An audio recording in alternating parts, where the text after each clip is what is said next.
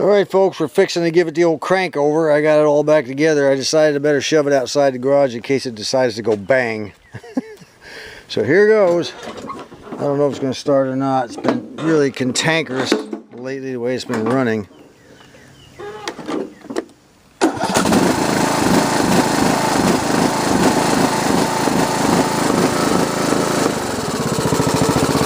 Well, how about that, huh?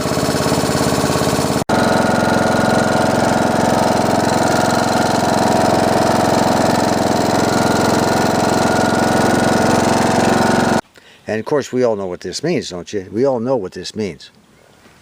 It means the Thunderbird will be hopefully driven over and put in the garage now.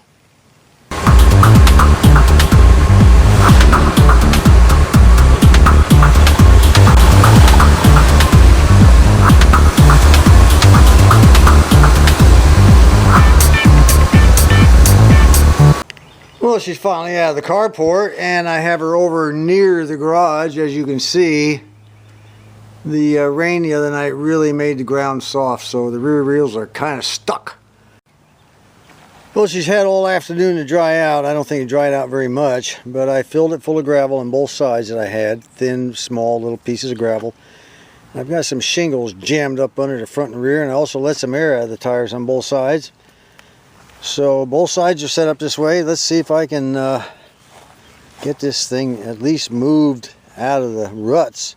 If I have to, I'll back it all the way to the carport. I just don't want to leave it out here like this overnight.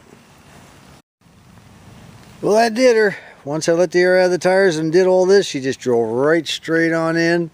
She is now inside the garage.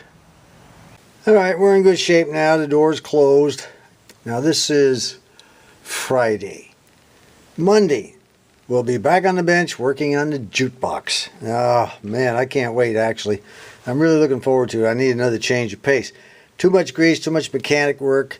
I want to do a little something where I can sit down, relax with the air conditioner going, that sort of thing. But I do have a question of my all the subscribers out there. I need an Autolite 4100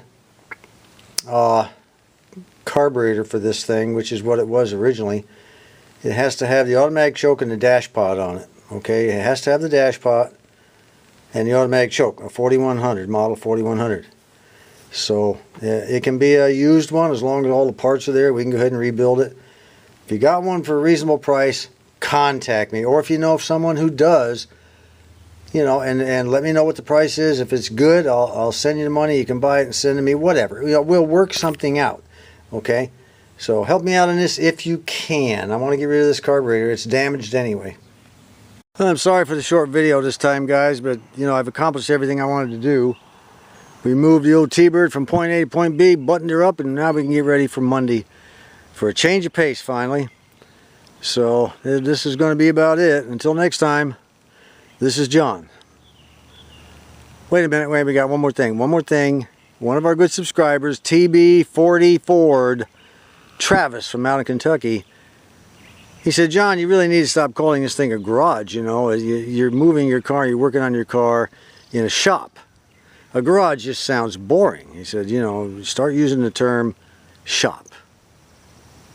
So I got thinking about that, and I said, you know, maybe some guys work on their cars in a shop, whereas other guys work on their cars in a garage.